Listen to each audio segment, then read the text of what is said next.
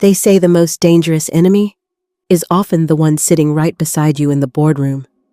I poured my youth into building their empire, only to be cast aside the very moment my mother was lying on the operating table. They thought I would break, but what they didn't know was that their betrayal handed me the very weapon that would bring their entire kingdom down. I never imagined that one day, a single email could completely change the course of my life.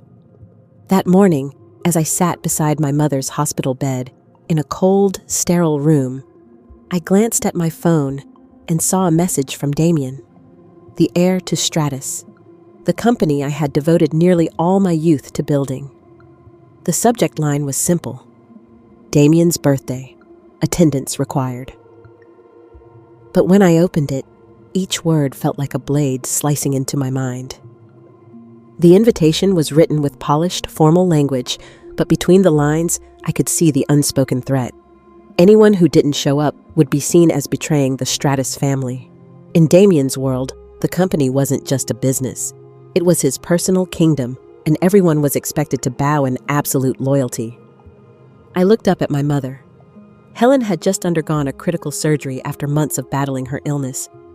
She was asleep, her face pale yet serene, with a faint smile she somehow managed to give me whenever she opened her eyes. The doctor had warned me to stay close, to watch over her carefully during these crucial hours. In the quiet of that hospital room, with the rhythmic beeping of the heart monitor, I felt crushed under the weight of two opposing responsibilities: caring for my mother and fulfilling my duty to the company. Beside her bed, my laptop sat open. On its screen were the final lines of code for an algorithm I had been secretly developing for the past 2 years. This wasn't just any project. It was a breakthrough that could secure Stratus a contract worth $950 million, a figure that could propel the company onto the global stage. I knew exactly how valuable it was, and I also knew Damien and his family would stop at nothing to claim it as their own. Outside the window, the sun dipped below the horizon, casting a soft orange glow over the hospital walls. I pictured Aurelia Grand, the luxurious venue where Damien's party was being prepared, sparkling chandeliers, expensive wine, and hollow laughter echoing through marble halls. Meanwhile, I sat here surrounded by the scent of antiseptic, holding my mother's frail hand in mine. I knew that whichever choice I made tonight could cost me everything, but deep down, I also understood one truth. Some things can't be measured by power or money, and tonight, I would have to face that truth head on. The sudden vibration of my phone on the cold metal table made me jump. I had just set it down to wipe the sweat from my mother's forehead when a new message appeared on the screen. It was from Lucas, a colleague I had worked with for years. He wasn't just a coworker, he was one of the very few people I trusted at Stratus. The message was short, only one line. At Stratus, there's no such thing as neutral. Absence means betrayal. I read that line over and over, my chest tightening with each word. It wasn't just a friendly warning, it was a cold statement of the company's ruthless rules. I could picture Lucas standing at the party, surrounded by calculated handshakes and hollow smiles, his eyes darting nervously, terrified that anyone could be the one to report him. I gripped the phone tightly. Damien didn't just want us there to celebrate his birthday. He wanted to count heads, to see who was loyal and who dared to stand apart. In his eyes, absence was never justified. I knew this better than anyone. And yet, I also knew my mother, Helen, was lying right here, frail and vulnerable after surgery, utterly defenseless if a complication arose. Out in the hallway, the echo of nurses' footsteps blended with the steady beeping of medical machines. The sterile smell of antiseptic hung in the air, wrapping around me like a cage. Every sound reminded me that this was where I belonged tonight. My mind split in two, conjuring clashing images. My mother lying motionless in her hospital bed, and Damien lifting his glass under the glittering lights, his smug face glowing with triumph. I drew in a deep breath. Then I opened my laptop, the glow of the screen illuminating my tense, determined face. If tonight forced me to choose, then I would choose to stay here, with my mother, and finish the last lines of code that had consumed 2 years of my life. As my fingers hovered over the keyboard, I could feel my pulse pounding. When I finally pressed enter to run the completed program for the first time, my heart slammed in my chest. I didn't know if I had just made the right choice or the most catastrophic mistake of my career. All I knew was that somewhere far away, a storm was gathering, and when it finally struck, I would be standing directly in its path. The morning after that long, sleepless night, I walked into Stratus with a hollow ache in my chest. My body felt like it was moving through water, heavy and unsteady. Images of my mother's fragile face and the soft, rhythmic beeping of the monitors haunted me with every step. But even louder than those memories was Lucas's message, etched into my mind like a curse. At Stratus, there's no such thing as neutral. Absence means betrayal. The moment I entered the building, I sensed something was wrong. It was too quiet, the kind of silence that felt staged, like everyone was holding their breath. Usually, the lobby buzzed with casual chatter and the click of heels on marble floors, but today, all I heard was the hollow echo of my own footsteps. People glanced up as I passed, then quickly looked away, their conversations dropping to whispers. My pulse hammered harder as I neared the boardroom. I gripped the strap of my bag, forcing myself to keep moving, even though every instinct screamed for me to turn around. The heavy glass door swung open, and the chill inside hit me immediately. Damien sat at the head of the long table, perfectly composed, his tailored suit immaculate, a faint smile tugging at his lips. To his right was Elliot, his uncle and the CEO of Stratus, his face a mask of careful indifference. The rest of the senior leadership team sat stiffly around the table, their eyes fixed anywhere but on me.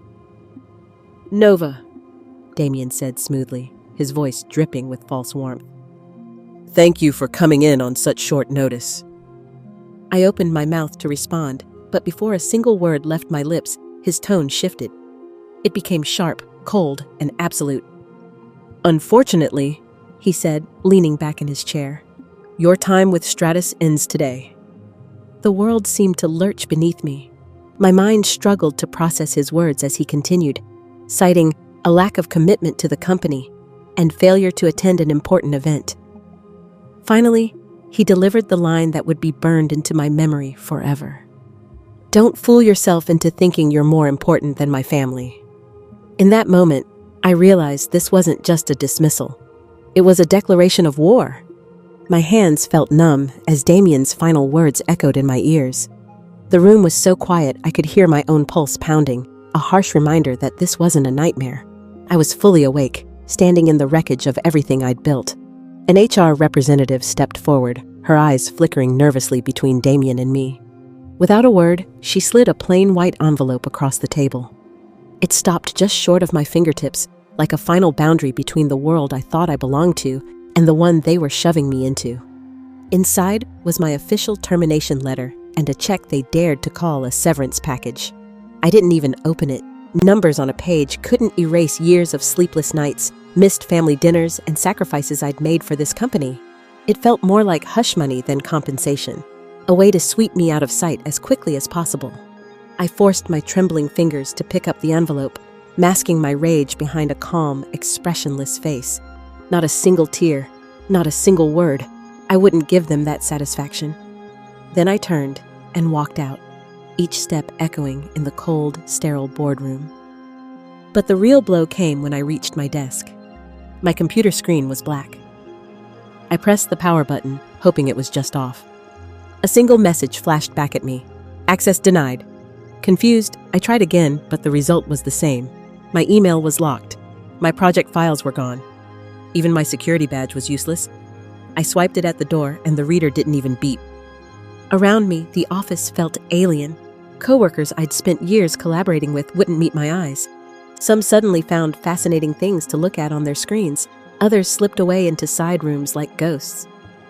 The silence was deafening, heavier than Damien's cold words. And then, the worst cut of all.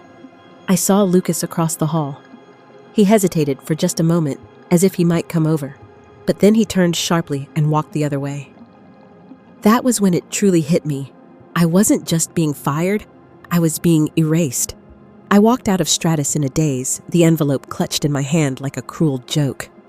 The morning sun was blinding as I stepped onto the busy sidewalk. But inside, I felt only darkness. The world moved on around me. Cars honking, people rushing past, snippets of laughter carried on the wind, while my own life had come to a screeching halt. Each step felt heavier than the last as I put distance between myself and the glass tower that had been my second home for years. I didn't know where to go. The thought of returning to the hospital and seeing my mother's fragile smile made my chest tighten. How could I tell her that everything I'd fought for had been ripped away overnight? My phone buzzed suddenly, startling me out of my spiral. I almost ignored it, assuming it was another cold notification confirming my digital exile. But when I glanced at the screen, I froze. The message was brief, no name attached, just a simple line. "Meet me at Cafe 9 at 3 p.m., JR. I stared at it, confused. JR? I scrolled through my contacts, but no one matched those initials. My first thought was that it might be Damien playing another mind game, a final twist of the knife. But something about the tone. It didn't feel like Damien. It was direct, almost urgent, and for the first time all day, it sparked a flicker of curiosity and hope. Whoever this was, they knew exactly what had just happened. I hesitated on the sidewalk, heart pounding. It could be a trap. Maybe Damien wanted to lure me into making a mistake, something he could use against me later. Then again, what did I have left to lose? My career was gone, my reputation shattered, my so-called allies scattered like leaves in the wind. I exhaled slowly and slipped the phone back into my pocket. If someone wanted to meet me, I would go. As I walked away, the reflection of Stratus's gleaming facade loomed behind me, sharp and cold like a blade. I didn't know it yet, but that single mysterious message was about to change everything. Cafe 9 sat on the corner of a quiet street, a modest place I'd passed a dozen times before without noticing. That afternoon, I pushed through its glass door with my heart pounding, a mixture of suspicion and desperation coursing through me. The air smelled faintly of roasted coffee beans and warm pastries, a stark contrast to the bitter taste left in my mouth after this morning's humiliation. I scanned the room, my eyes darting to every face. Then I saw him, a man sitting alone at a corner table near the window. He didn't wave or smile, just watched me approach with an expression that was calm, controlled, almost unreadable. "Nova," he said as I sat down across from him. His voice was low and steady, carrying a weight of certainty that immediately put me on edge. "Julian Reed, you can call me JR. So this was the mysterious sender. Up close, Julian looked to be in his late 30s or early 40s, with sharp, intelligent eyes behind rectangular glasses and a demeanor that radiated quiet authority. The kind of man who had seen the inside of too many boardrooms and too many battles. "I know what happened to you this morning," he began without preamble. "And I know why it happened." I folded my arms, narrowing my eyes. "Then you're ahead of me, because all I know is they threw me out like trash." Julian leaned forward, his gaze intent. "Damien didn't just fire you, Nova. He executed a strategy he's been setting up for months. He created a shell company, Bennett Labs LLC. Hidden deep within Stratus's employment contracts is a clause that allows the company to terminate an employee for lack of commitment. When that happens, all intellectual property automatically transfers to a designated third party." My stomach dropped. "And that third party is Bennett Labs." He nodded. "Exactly. This wasn't a dismissal. It was theft. Legalized theft." I shook my head, reeling. "They planned this the whole time. My algorithm, they're going to claim it as theirs." Julian reached into his briefcase and slid a small USB drive and a thick folder across the table toward me. "Not if we act fast," he said. "On this drive is your original source code, plus documentation proving Bennett Labs isn't legally qualified to hold ownership. And here," he tapped the folder, "is a system key. With it, you can freeze Stratus's digital assets before they fully transfer control." I stared at him, stunned. "How did you even get this?" Julian's lips curved into a knowing half-smile.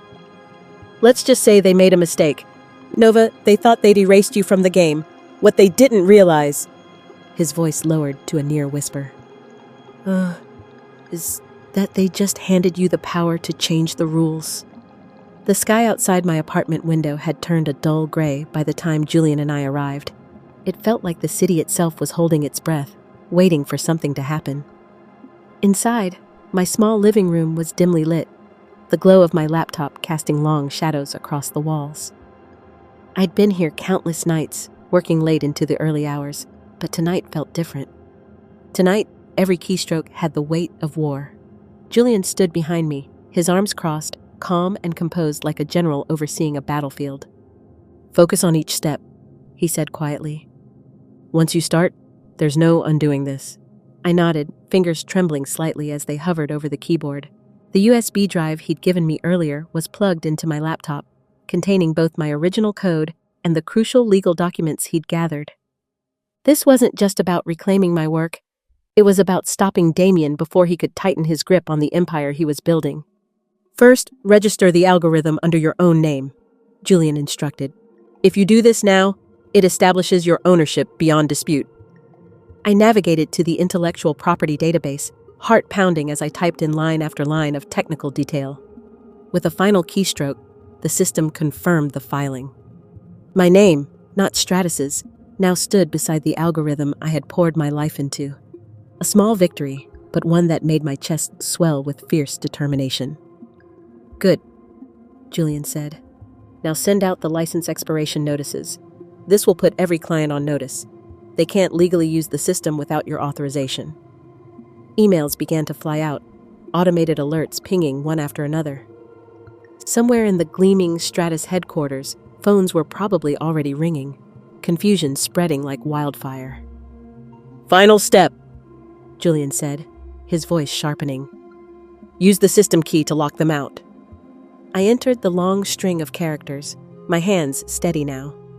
The moment I hit execute, the screen flashed, then turned stark black except for one chilling message. System frozen. Somewhere, alarms would be going off. Executives would be shouting. Servers would grind to a halt. And Damien, he would know that something, or someone, had just struck back. Julian and I sat in silence, staring at the screen. My pulse was loud in my ears, but beneath it, I felt a strange calm. "They think they ended you today," Julian said, his voice almost a whisper. I met his gaze, my lips tightening into a thin, unyielding line. "They didn't end me," I said. "They just woke me up." Outside, the gray sky broke, rain beginning to fall softly against the window, like the first drops of a coming storm. The first sign of trouble came at 8:17 a.m., a low, pulsing alarm echoing from the IT floor. At first, everyone assumed it was just another minor glitch. Stratus had grown accustomed to the occasional hiccup in their vast network. But by 8:25, the situation escalated into chaos. Phones rang relentlessly, a cacophony of angry voices demanding answers. Clients reported that their systems had frozen mid-operation, entire data streams locked behind an unbreakable wall of code. Screens across the building flashed red warnings. Access terminated. Employees scrambled between desks, their voices rising in confusion and fear. By 9 a.m., the top floor, the executive floor, was in full meltdown. Damien stormed into the boardroom, his usually perfect composure replaced by a flush of anger. Elliot was already there, standing at the head of the table, trying to maintain order among the frantic senior staff. "Talk to me!" Damien barked, slamming his palm on the polished surface. "What the hell is going on?" The head of IT swallowed hard. "Sir, the system, it's been locked from the outside. All primary access keys are invalid. Even our backups are compromised. We can't get in." Damien's face darkened. "That's impossible. Nothing can override our controls." The IT director hesitated, then said in a trembling voice, "Someone used an administrative key we didn't even know existed. Whoever did this planned it perfectly." As if on cue, the head of legal stepped forward, clutching a folder like it might shield her from Damien's wrath. There's more," she said carefully. "We just confirmed that Nova filed a copyright registration for the algorithm under her own name 2 weeks ago." The room fell silent. "That means," she continued, "under current law, Stratus no longer has legal ownership of the product. Without her authorization, we can't use it or claim it as ours." Damien's hands curled into fists. He grabbed his phone and dialed furiously. "Julian will fix this," he muttered. "He has to fix this." But when the call went straight to voicemail, a tremor of panic rippled through his voice. "Julian, answer me!" Elliot, silent until now, finally spoke, his tone calm but sharp. "It seems, Damien, that you've underestimated her." Damien's glare could have cut glass, but beneath his fury was something far more dangerous. Fear. For the first time, the unshakable air of Stratus realized he was losing control. Damien paced the length of the boardroom like a caged animal, his phone clutched in a white-knuckled grip. The storm of calls from furious clients had barely slowed, and the noise from the lower floors was a constant reminder of how fast the company was unraveling. His perfectly curated empire was collapsing, piece by piece, right beneath his feet. "This isn't over," he snarled, spinning on the legal team. "If Nova filed her claim first, then we'll file one stronger, faster. I want a patent application on my desk in the next 30 minutes. The head of legal flinched. "Damien, we can try, but no buts." Damien slammed his hand on the table, the sound echoing like a gunshot. "We will prove Stratus owns that algorithm. I don't care what it takes." Elliot watched silently from the far end of the table, his face unreadable. He hadn't spoken since his pointed remark earlier, but his eyes followed every move Damien made, calculating, assessing. The legal team scrambled to obey, rushing out of the room with their files and laptops. Minutes stretched into an agonizing hour. Damien's pacing never stopped, his fury filling every corner of the boardroom. He muttered to himself about betrayal, about power, about how Nova would regret ever crossing him. Finally, the head of legal returned, her face pale and drawn. She clutched a single piece of paper like a death sentence. Damien snatched it from her hands. "Well?" Her voice shook. "The patent office rejected our filing." Damien blinked, stunned. "Rejected? Why?" "Because Nova's registration was submitted 2 weeks ago," she said, her words trembling. "Her claim is valid, binding, and cannot be overturned. Legally, we have no standing." The paper slipped from Damien's fingers and fluttered to the floor. For a moment, the room was utterly silent, except for the distant chaos echoing from below. Elliot broke the stillness, his voice smooth and cold. "It's over, Damien. She didn't just outsmart you. She prepared for this long before you even made your move." Damien sank into his chair, his hands shaking. The arrogance, the unshakable confidence that had defined him, drained away like water through a crack. His mouth opened, but no words came out. Elliot's gaze hardened as he looked at his nephew. "You've led us into disaster. And now, someone else will rise to clean up the mess you made." For the first time, Damien understood the truth. Nova hadn't merely frozen the system. She'd shattered his entire empire, and there was no coming back. 2 days after locking down Stratus's entire system, I sat alone in a quiet corner of Aurelia Grand. The irony wasn't lost on me. This was the same glittering hotel where Damien had thrown his ostentatious birthday party, the event that marked my so-called lack of commitment. Back then, I had been invisible, just another cog in their empire. Now I was the storm they couldn't contain. The room buzzed softly with the muted sounds of luxury, the clink of champagne glasses, the low hum of private conversations. I kept my posture calm, my face unreadable, even as my pulse quickened. I hadn't come here to celebrate. I'd come to negotiate. Across the table sat 2 representatives from Hyperion Dynamics, Stratus's fiercest rival in the industry. The man on the left, Mr. Kincaid, wore a sleek gray suit and carried himself with the smooth confidence of someone used to closing billion-dollar deals. Beside him, a woman named Serena tapped neatly manicured nails on a digital tablet, her sharp eyes scanning me like I was both an asset and a threat. "Nova," Kincaid began smoothly, leaning forward. "We've been following the developments at Stratus very closely." His tone was polite, but beneath it, I heard the hunger of a predator circling wounded prey. "We understand you're now the sole legal owner of the algorithm they've been touting for the last 2 years.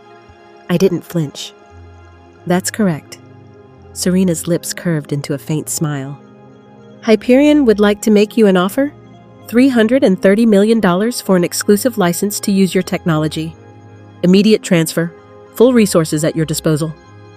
The number hung in the air like a shimmering lure. A few weeks ago, I might have been overwhelmed by it, but not now. Not after everything they'd done to me. "That's a generous offer," I said evenly, though my heart was racing. "But I'm not here to be rescued. I'm here to decide who deserves to wield this." Across the room, a television silently played a news feed. On the ticker at the bottom of the screen, a headline scrolled by. "Stratus in freefall. Internal crisis rumored." I didn't look at it. I kept my gaze fixed on Hyperion's envoys, steady and unshaken. For the first time, I held the power in this room, and I intended to use it. The meeting with Hyperion ended without a handshake. I left Aurelia Grand with a calm, deliberate stride, though inside, I could feel the adrenaline surging through me like wildfire. Their offer was tempting, but it wasn't just about money. It was about leverage and how to use it. That night, in my apartment, Julian and I sat at my kitchen table, the soft glow of the overhead light casting sharp shadows across scattered papers and open laptops. My mother was still at the hospital, resting, but I knew she would have told me to fight smart, not just fight hard. "They think they've cornered you," Julian said, flipping through a stack of legal documents. "Damien believes this is still a game of brute force. Hyperion, meanwhile, is circling, waiting for Stratus to bleed out." I leaned forward, my fingers drumming on the table. "Then we make them both realize who holds the knife." Julian's lips curled into a faint, approving smile. "What's your move?" I opened my laptop and began drafting an email, my pulse steady, my resolve sharper than ever. The message was addressed to Damien, Elliot, and the Stratus board. It was short, direct, and impossible to misinterpret. Subject: 48-hour notice. Effective immediately, Stratus has two options. 1. Purchase a license from me for exclusive rights to the algorithm. 2. Watch Hyperion Dynamics acquire those rights instead. You have 48 hours to respond. After that, the decision will be out of your hands. When I hit send, it felt like releasing an arrow that had been pulled back for far too long. Julian exhaled slowly. "You've just declared war." The response was immediate. By morning, internal leaks had spread the ultimatum across Stratus like gasoline on dry wood. Financial news outlets picked it up within hours. By noon, headlines blared across every major channel. "Stratus under siege. Internal power struggle exposed." Their stock plummeted, shedding millions in value by the minute. Employees began whispering in the hallways, some secretly contacting Hyperion recruiters. Departments fractured as fear and anger set in. I watched it all unfold on my phone, expressionless. 48 hours, I murmured. That's all the time they get. Somewhere across the city, Damien was surely raging, Elliot scrambling to contain the fallout. For once, they weren't dictating the rules. I was. The hospital smelled of antiseptic and lavender soap, a strange mix of sterility and comfort. After days of chaos, the quiet here felt almost unreal. I slipped into my mother's room, closing the door softly behind me. The only sound was the steady rhythm of her breathing and the faint hum of machines keeping watch over her fragile body. Helen stirred as I sat beside her bed. Her eyelids fluttered, and then she opened her eyes, gazing at me with the same warm, steady look that had carried me through every storm in my life. "Nova," she whispered, her voice faint but clear. "You haven't been sleeping." I forced a small smile. "Neither have you." She studied me for a long moment, her hand reaching out to rest over mine. "There's something in your eyes," she said softly. "The same fire I saw when you were a little girl building your first machine out of scraps in the garage. But this fire, it burns hotter, and I'm afraid it might consume you." The words cut deeper than she knew. I'd been running on anger and adrenaline for days, barely pausing to breathe. "Mom," I said, my voice trembling. "They tried to take everything from me. They didn't just steal my work. They tried to erase me." "I know." Her grip tightened, surprisingly strong for someone so frail. "But listen to me, Nova. Winning isn't about destroying them. It's about proving they never controlled you in the first place. Use your mind, not just your anger. That's how you win." Tears stung my eyes. but I blinked them back. I nodded slowly, letting her words settle deep inside me. Across town, at that very moment, Julian sat alone in his office, surrounded by mountains of files. He moved with calm precision, checking timestamps on copyright filings, system logs, and legal notices. Every piece of paper was another weapon, carefully sharpened for the battle ahead. By midnight, everything was ready: the proof, the strategy, the plan. As dawn approached, I kissed my mother's forehead and whispered, "I'll make this right, Mom. I promise." When I stepped out of the hospital into the cool, early morning air, something inside me had shifted. The anger was still there, but now it was tempered by clarity. Tomorrow, in that boardroom, I wouldn't just fight Damien. I would end this war on my terms. The boardroom felt different that morning. The air was heavy, charged with a tension that seemed to hum beneath the polished mahogany table. This was the same room where Damien had humiliated me, where he had stripped me of my title and my dignity. Today, I walked back in, not as their subordinate, not as their victim, but as the rightful owner of everything they'd tried to steal. Julian walked beside me, his presence calm and steady, a silent anchor. Across from us sat Damien and Elliot, flanked by the remaining members of Stratus's leadership. Their faces were masks of barely concealed panic. Damien tried to maintain his usual swagger, but the tightness around his mouth betrayed him. "Well, well," he drawled, his voice coated in false charm. "Look who decided to come back." I didn't sit immediately. Instead, I let the silence stretch, forcing them to feel it. Finally, I took my seat, placing a thick folder of documents on the table between us. Julian spoke first, his tone measured but cutting. "We're here to present proof that Stratus no longer has any legal claim to the algorithm you've been using. This," he tapped the folder, "contains registration filings, timestamps, system logs, and formal warnings sent to your offices over the past 2 weeks. You ignored every single one." Elliot shifted uncomfortably, but Damien leaned back, smirking. "Even if that's true, we'll fight you in court for years. Stratus doesn't bow to extortion." I leaned forward, meeting his eyes with steady resolve. "This isn't extortion, Damien. It's accountability. While you were too busy playing king of the castle, I was protecting what I built." Julian slid a final document across the table. "This is a binding agreement from Hyperion Dynamics. They're prepared to move forward the moment the clock runs out." Damien's smirk faltered, replaced by something raw and unguarded. Fear. I rose to my feet, my voice calm but sharp enough to cut through the room like glass. "You didn't fire me," I said, each word deliberate, echoing in the tense silence. "You freed me." For a long moment, no one moved. The balance of power had shifted completely, and everyone knew it. When I turned to leave, Julian followed without a word. Behind us, Damien sat frozen, staring at the ruins of his empire as the weight of his defeat finally sank in. The next morning, the world felt different. When I stepped out of the car in front of Hyperion Dynamics headquarters, the flash of cameras hit me like a wave. Reporters shouted my name, their voices overlapping in a chaotic chorus. Microphones thrust forward, hands reaching, questions flying through the air like arrows. "Nova, is it true you single-handedly brought down Stratus?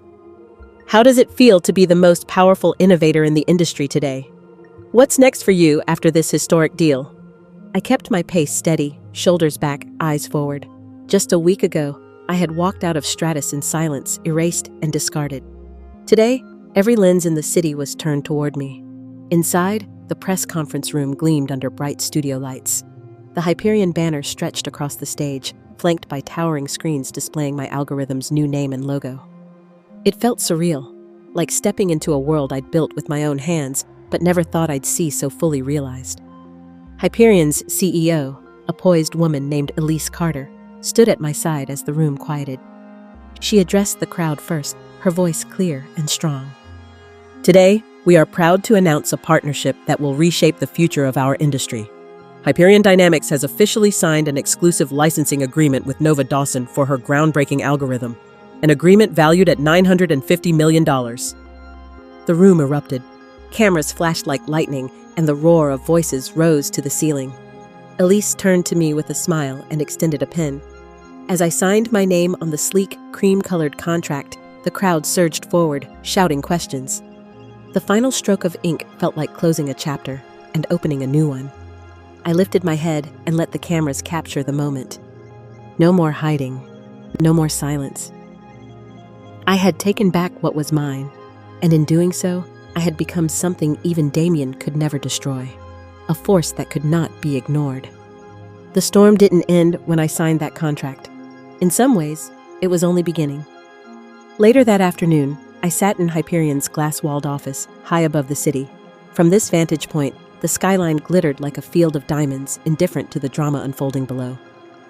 My phone buzzed nonstop with news alerts, each headline more staggering than the last. Stratus stock plunges 63% in a single day. Board calls emergency meeting to oust Nova Bennett. Exclusive, inside the downfall of a family empire. I tapped one headline and watched a shaky video recorded outside the Stratus headquarters. Damien shoved past a crowd of reporters, his once flawless suit soaked by a sudden downpour. He didn't stop to answer questions. His face, usually smug and self-assured, was pale and drawn, his eyes wild. A week ago, he had been untouchable. Now, he was just another man fleeing the wreckage of his own hubris. Elliot wasn't far behind him, walking with deliberate calm, but the tension in his jaw betrayed the storm brewing inside him. He said nothing as cameras followed his every step. Stratus's empire had fractured, and even those who stayed were already plotting their escape. Julian stood beside me, arms crossed, watching the footage with quiet satisfaction. "The balance of power has shifted," he said, "and you did it without ever lifting a sword." I thought of my mother's words, "Use your mind, not just your anger," and realized she had been right all along. As the sun dipped lower, Elise Carter, Hyperion's CEO, joined me. She extended her hand with a warm smile. "Welcome to Hyperion, Nova, Chief Innovation Officer. It has a nice ring to it, doesn't it?" I shook her hand, feeling the weight of everything that had led to this moment. Later, when the office was quiet, I stood alone by the window, staring out at the city lights. For the first time, I didn't see a battlefield. I saw a possibility. The war with Stratus was over, but my story, the one I would write for myself, was only just beginning. When the dust finally settled, I found myself standing alone on the rooftop of Hyperion's headquarters. The city stretched out before me like an endless sea of lights. It was quiet up here, far away from the noise of cameras, contracts, and collapsing empires. For the first time in weeks, I could just breathe. I thought about where this all began, about that night in the hospital when I chose to stay by my mother's side instead of bowing to Damien's twisted idea of loyalty. Back then, I'd felt small, powerless, erased. But now I understood something vital. My worth had never depended on their approval. Damien believed power was about control, about silencing others so his voice was the only one heard. And for a while, he almost convinced me of that. Almost. But silence doesn't always mean defeat. Sometimes, silence is strategy. Sometimes, it's the space we create to plan, to gather strength, and to return smarter and stronger than before. My journey wasn't just about taking back an algorithm or toppling a corrupt empire. It was about reclaiming my voice and showing anyone who ever doubted me that I decide who I am and no one else. Maybe you've faced your own version of Stratus. Maybe someone has tried to push you aside, to make you believe you don't matter. If so, I want you to know this. You are not defined by the titles they give you or the doors they slam in your face. Share your story. Let others hear how you fought, how you rose, how you refused to disappear. Because my war may be over, but there are countless battles still being fought. And together, our voices will rise louder than ever.